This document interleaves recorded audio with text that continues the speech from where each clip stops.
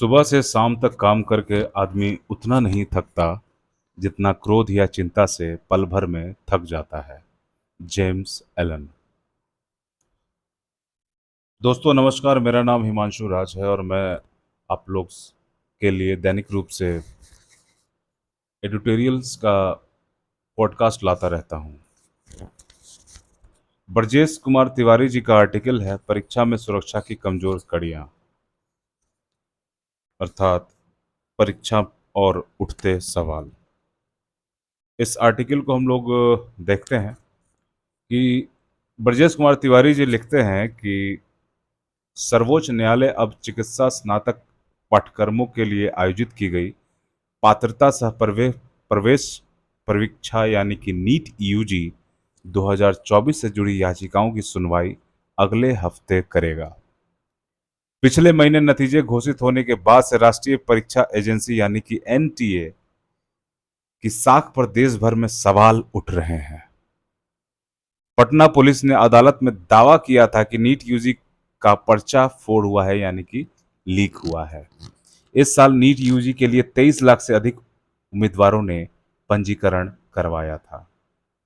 पर्चा फोड़ यानी कि पेपर लीक की इस घटना ने सरकार के सामने संकट खड़ा कर दिया है।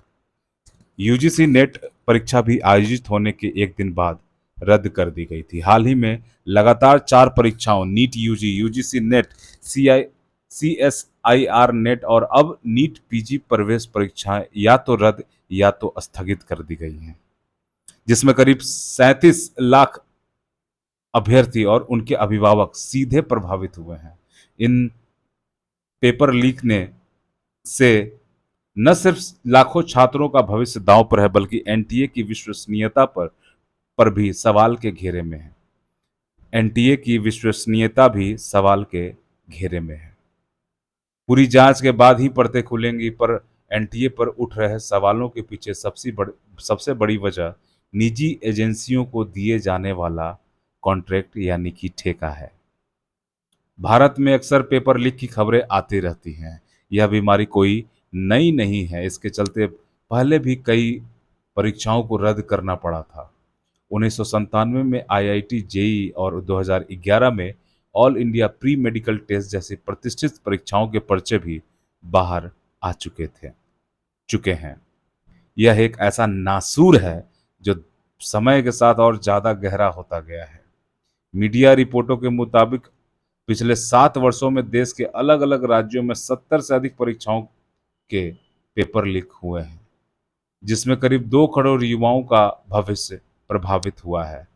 पेपर लीक और परीक्षा रद्द होने की खबरों के साथ युवाओं के सपने भी चकनाचूर हो जाते हैं। साथ ही माँ बाप द्वारा पेट काट कर भेजा गया पैसा भी व्यर्थ चला जाता है। सरकारें इसे लेकर गंभीर रही हैं, फिर भी पेपर लीक रोकने में के उनके प्रयास नाकाफी साबित हो रहे हैं। बात यहाँ नियत और नीति दोनों की है, जिसका जवाब ये युवा उम्मीदवार कई सालों से तलाश रहे हैं। हर बार जब तक जांच होती है तब तक दूसरा पेपर लीक हो जाता है। राज्यों में भले सरकारें अलग अलग पार्टियां की हैं, मगर पेपर लीक का तरीका सब जगह एक जैसा है। अव्वल तो परीक्षाएं नियमित अंतराल पर होती रही हैं, पद सालों साल खाली पड़े रहते हैं, लेकिन भर्ती नहीं होती, और जो होती भी है वह पेपर लीक के भेंट चढ़ जाती है। पेपर लीक की अलग अलग विधि होती है। जैसे असम में परीक्षा शुरू होने के कुछ सेकंड में पूरा पर्चा व्हाट्सएप पर प्रसारित कर दिया गया। मध्य प्रदेश पर्चाफोड़ के आरोपियों ने मुंबई की उस कंपनी के सर्वर में सेंधमारी की जिसे परीक्षा आयोजित करने की जिम्मेदारी दी गई थी।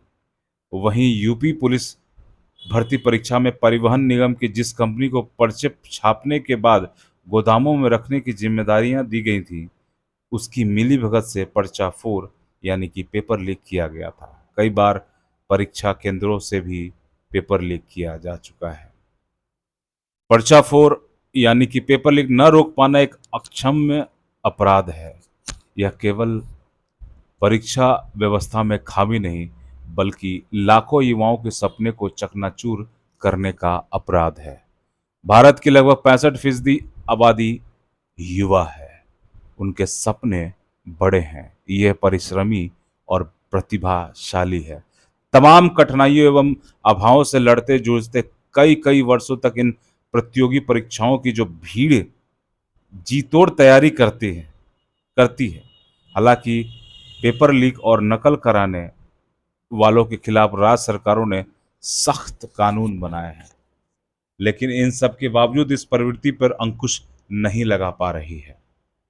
सवाल है कि आरोपियों के पकड़े जाने के बाद भी वे आसानी से कैसे छूट जाते हैं, जबकि कानून में तो सजा का कड़ा प्रावधान है।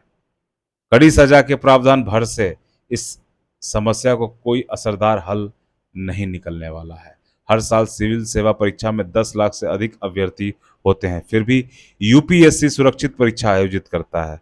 जहां तक ऑनलाइन पर्चे की बात है, प्रौद्योगिकी आधारित परीक्षा ऑनलाइन परीक्षाओं के निरंतर उपयोग से इसमें रिसाव का खतरा रहेगा। खतरा बढ़ना तय है। अब एआई का समय है। ऐसे में यह भविष्य में बड़ा खतरा होगा। अगर गृह मंत्रालय की वेबसाइट में सेंधमारी हो सकती है, तो ये परीक्षाएं कैसे सुरक्षित मानी जा सकती हैं? पेपर लीक अब अकेली, व्यक्तिगत या छोटे समूह स्तर के घोटाले घोटाले नहीं रह गए हैं। जैसे जैसे प्रतियोगी परीक्षाओं का दौर तेजी से बढ़ा है, अनियमितता की प्रकृति भी बहुत बड़ी हो गई है। भर्ती आयोगों में राजनीतिक संपर्क वाली नियुक्तियों पर पूरी तरह रोक लगाई जाए। केंद्राध्यक्ष सहित सभी के लिए मोबाइल फोन प्रतिबंधित होने चाहिए। पर्चा तैयार करने से लेकर परीक्षा केंद्र पर वितरण तक सैकड़ों लोग शामिल होते हैं, लेकिन ऊपर से नीचे तक सभी की जिम्मेदारी तय हो। अधिकतर परीक्षा केंद्र निजी संस्थानों में होते हैं, उनमें से कई मानक के अनुरूप नहीं होते। सार्वजनिक परीक्षा यानी कि अनुचित संसाधनों की रोकथाम अधिनियम 2024 में भी कई खामियां हैं, जिसमें तत्काल सुधार की आवश्यकता है। सार्वजनिक परीक्षा के पेपर लीक का अपराध बड़े पैमाने पर जनता को प्रभावित करता है। इसमें राज्य के खजाने पर भारी वित्तीय बोझ पड़ता है। पारित अधिनियम में कारावास की न्यूनतम अवधि 3 साल की है, जिसे 10 साल का कर देना चाहिए। वहीं निर्धारित सजा की राशि अपराध की गंभीरता के अनुरूप नहीं है। इसमें समयबद्ध जांच की कोई प्रावधान नहीं है। अधिनियम के तहत किसी अपराध के लिए जुर्माना अदा न करने की स्थिति में कारावास की अतिरिक्त सजा के साथ साथ अपराधी की संपत्ति जब्त करने का प्रावधान भी शामिल किया जाना चाहिए। इसके अलावा अनुचित साधनों का लाभ उठाने में शामिल उम्मीदवार को भविष्य की किसी भी परीक्षा के लिए अयोग्य घोषित किया जाना चाहिए। सरकारी विभागों में नौकरी पाने के लिए छात्र कमर तोड़ मेहनत करते हैं, मगर ईमानदारी से प्रतियोगी परीक्षाओं की तैयारी करने वाले छात्रों का हौसला अब हार रहा है। आज उनके अंदर निराशा है और इससे उनके परिवार का मनोबल भी टूट रहा है। परीक्षा एजेंसी का अपना प्रिंटिंग प्रेस हो या 1 घंटे पहले सॉफ्ट कॉपी का कोड लॉक के माध्यम से सीधे भेजा जाए, परीक्षा केंद्र में मौजूद अभ्यर्थियों को वहीं प्रिंट करके वितरित किया जाए। इस विधि से प्रश्न पत्र प्रेस छपाई से थोड़े महंगे जरूर होंगे, पर सुनिश्चित होंगे और सुरक्षित भी। पूरी प्रक्रिया पर पूरी प्रक्रिया पर नजर रखने के लिए पर्चा बनाने से लेकर परीक्षा केंद्रों पर सीसीटीवी कैमरे लगाए जाने चाहिए। किसी कोचिंग संस्थान की संलिप्तता मिलने पर उसको भी बंद किया जाए। पर्चा तैयार होने से लेकर उन्हें परीक्षा केंद्रों पर पहुंचाने में शामिल सभी लोगों की जिम्मेदारी तय हो। धन्यवाद। दोस्तों, ये वर्तमान नीट एग्ज़ाम और तमाम सारी परीक्षाओं पर उठ रहे सवालों पर आधारित ये आर्टिकल है, जिसे आपको पढ़ना, सुनना, समझना और लिखना चाहिए। दोस्तों, अगर हमारा प्रयास आपको अच्छा लग रहा है तो आप लाइक, शेयर, सब्सक्राइब करना